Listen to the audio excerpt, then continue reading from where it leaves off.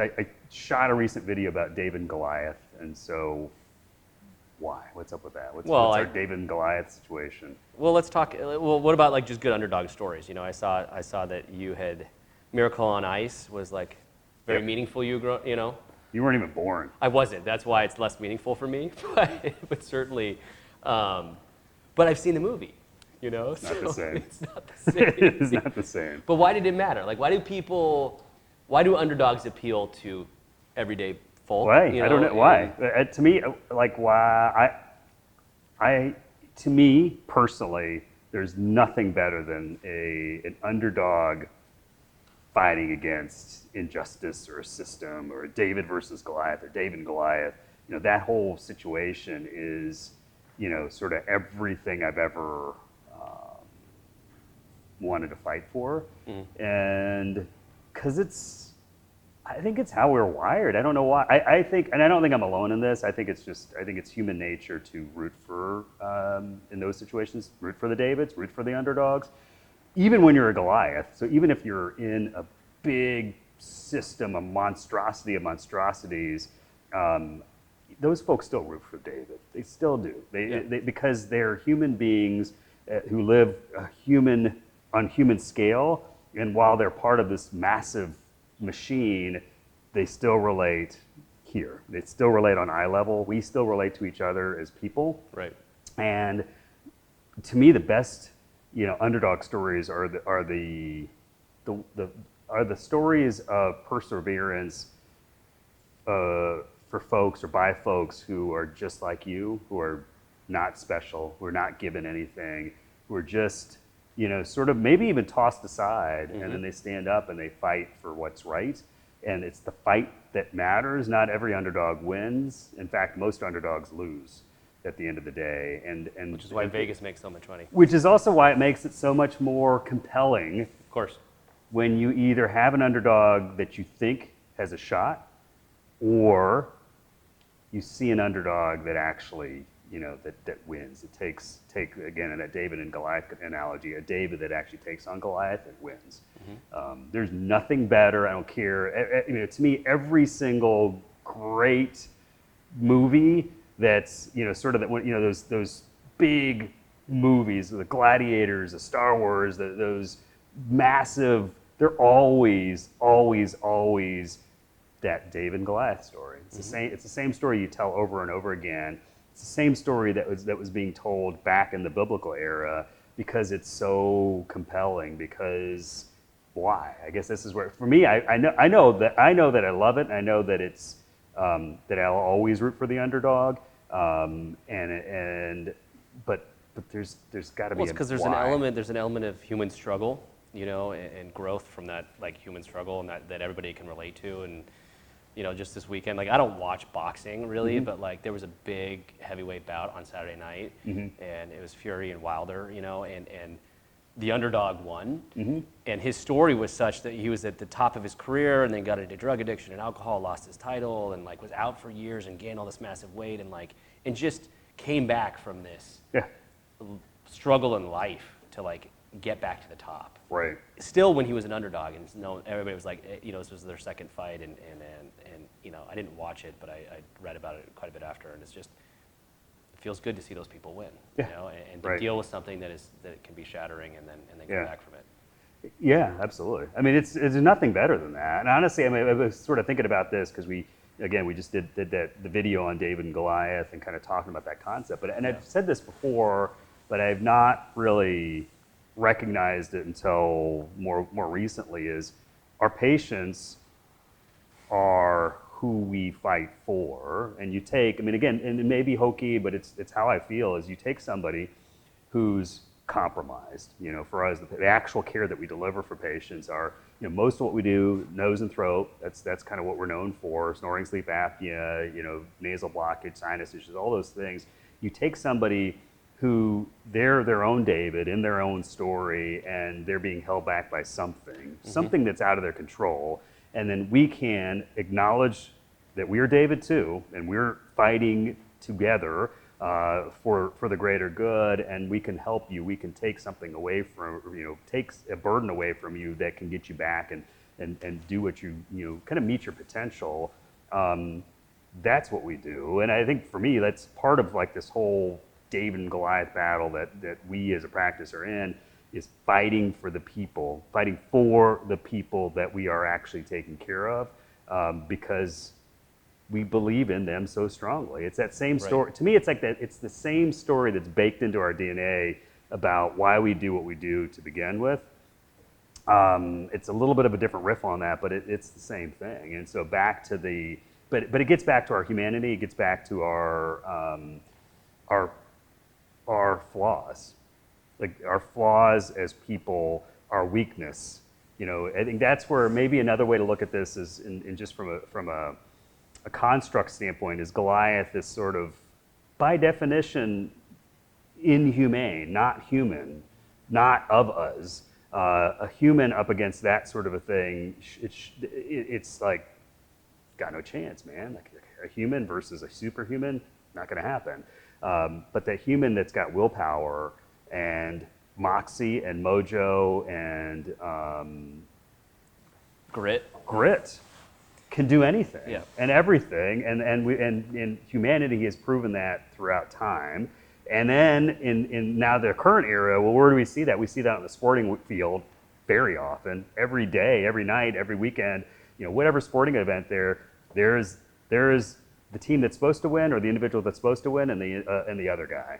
And great teams and great players, Michael Jordan being a very specific example of it, have built their entire careers on feeling like David and fighting that battle against all odds, because that's the only way to get motivated. If you're, good luck if you're Goliath trying to motivate yourself into battle, coming after David. It's not going to happen, because you're going to say, we got this. And many a sporting team has fallen into that same folly where they're like, like the 27 Yankees or whatever, and they can roll over anything.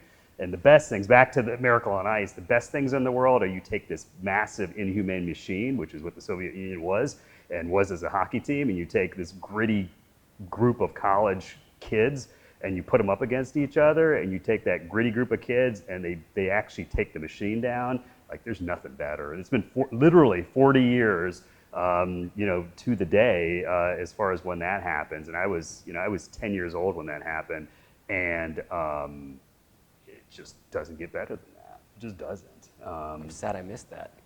Yeah, if only you would have been born earlier. It yes. really, honestly, in my life, out of the things, and I've been a sports fan my whole life, played hockey growing up, played all sorts of things growing up, but I think that's the thing that left the greatest mark on my my mindset is sort of seeing firsthand that the impossible is possible.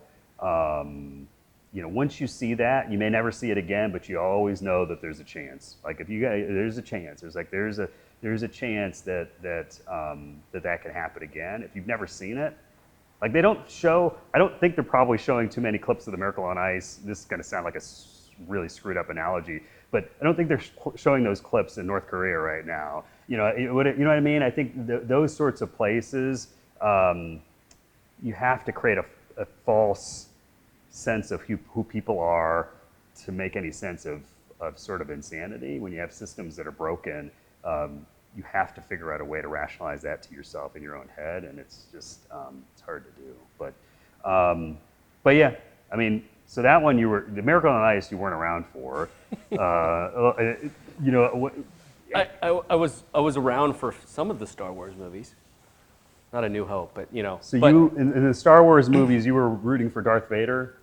Definitely right? not. Everybody's rooting for the evil empire. The evil empire. But think about the evil empire. Think about what Star Wars created from an evil empire standpoint, and now, it's the Yankees, it's the Blue Devils. Yeah. It's just, that's and who else would it be? I guess it would be the Patriots might get painted that way. Who knows? I mean, there's sports analogies all over the place for that. But Rocky I watched, and the same kind of thing, right? Like, it's the American fighting in the machine of the Soviet Union and the behemoth. And there's a reason they don't make movies from, Rocky's. I mean, there's so many different villains in those movies, but the villain's perspective in those ones in particular was always a David and Goliath kind of a proposition, because it just cuts to the core of who we are as human beings, and it's something that's just compelling. I'm sure. Well, as you mentioned, I went to Duke undergrad, and that's my team, Duke Blue Devils. Are they? If there is any Goliath in the world on the sports or in college basketball these days, it's the Duke Blue Devils. But they're my team. I got to root for them. Now, I knew them. I was there when they won their first 2 national championships. I was there before they became Goliath. And so for me, the story I tell myself is, yes, Duke is successful and they have become a Goliath, but they're a David at heart. And then it makes it right. That's how I deal with this duality of, because I hate rooting. I hate Goliath as much as anybody hates Goliath. I hate that. And so if I didn't go to Duke and I wasn't associated with that team, I would probably not be a big fan. Now, you can respect the program and how it's put together, just like the Patriots. Like, you can say what you want about Bill Belichick and the Patriots, but without that, they are a Goliath. Nobody's going to question the fact that they're a Goliath, but they worked themselves into that position to be there, and there's a certain level of respect that's there. I have a hard time finding David in that story, but for Duke, for me, I see David there because I saw Goliath when it was David, and as it's grown, in my opinion, being a little bit more on the inside there's still a heart that's beating, that's trying to fight to get better. Well, I think you can, it's similar to like Jordan or, when Kobe, or how some of the greatest basketball players motivate themselves is they have to put themselves in the mindset that they have to grit it out and they have to succeed and work hard and always be better and can always play better. And Tom Brady, I mean, where was he drafted? So he's got his own chip on his shoulder that probably motivated him throughout his entire career and maybe still next year, but Right. Well, yeah, and almost it's a weird thing, but I mean, because he's got, does he have 6 Super Bowl rings? Tom Brady has 5, whatever it is. More rings than fingers? I don't know. Yeah, but he was drafted in the 6th round, I believe. Right. And I honestly, this kind of sound really twisted and warped as well, but I'd say, I guarantee you, I bet you he's more proud of his 6th round drafting. Like, those, I don't know if it's 5 rings or 6 rings, but they would not be as sweet if not for his being drafted. Like, you mean if he went first? If he went first, right. And in fact, I would suppose and propose that it would be impossible for somebody to do that, right? Unless they are a Jedi master like Michael Jordan. Like, you have to get your mind in that position where you're always fighting a battle. You're always climbing the mountain. Right. You're always climbing the mountain. You could never be at the top of the mountain looking down, because if you do, there's only one way to go, kind of a thing. And so there's a certain mindset. Same thing with Aaron Rodgers and his whole draft situation is that made him who he is. If not for that, he would not be who he is. He has, same talent, same body, same everything, but it's the situation that those folks are either put in or have to put themselves in to sort of thrive and even survive to some extent. But yeah, I mean that whole construct is something that is certainly core to who we are. I mean, and now how does it relate to our story? To our story, I mean, I think it relates to, like, to me, I could do this all day because I can relate to every single story. But for us, Advent is what? We're an independent medical practice, right? And how many independent medical practices are there still alive and well in this area? Not many. Right. So how many ENTs? Medical practices? Not many. Right. You're talking. Basically, we are the lone David standing out there, and we're okay doing that. And in fact, not that I want that to happen, but it is what's happening. It is what's happened. And so, what does being independent means? Being independent means that we get to set the parameters for the care that we deliver. It's on our terms. It's how we would want to be treated. It's not on somebody else's terms. And we do things, in the one way, which in my opinion is the right way. And so, but we're surrounded by, little old us is surrounded by Goliaths. We're surrounded by the biggest hospital systems, some of them the biggest in the country, that are surrounding us. And not that they even care about us or look at us, because they'd have to look so far down. They'd have to take their magnifying glass out to find us down here, the little old us. But if they did take the magnifying glass and look down and find us and see us there, they wouldn't know what they wouldn't know how to make sense of us, because we're nonsensical in a world that's full of nonsense these days. It doesn't make sense. So you have big Goliaths, you have little old us, and what doesn't seem like, not that we're battling them, we're not, but what we are doing is providing care for our patients, and we're doing that at our patient's level. Maybe back to that sort of thought process is, if you have an issue and you have a medical issue that you want care from, we're at your level, we're on your level, we're of you. We're literally, our entire reason that we exist is to take care of you on your level, versus looking down at you or upon you or gracing you with the fact that we're going to provide care for you. So I think it's just a different mindset, but it's the right mindset. And it's almost our superpower in a way, because it's something that if you have that mindset and you really understand how special that is, because in this day and age, the independent practice of medicine is shrinking and shrinking fast. And so if somebody doesn't break that cycle, it's possible that it goes away and it's gone. And once it's gone for forever. And there's no way to recreate that once it's gone, because once it's only Goliaths in this world, they will make sure that there's never a place for a David to survive, and they'll do everything and anything in their power to make it so. Well, and who's ultimately going to suffer from that is the patient. Yep. It's going to be the care for the patient. And so, yeah, it's hospital systems, it's insurance companies. Sure. Obviously, there's a lot of people with probably making a concerted effort to not want independent practices to survive. Yeah, because they create waves and that sort of thing. And so, yeah.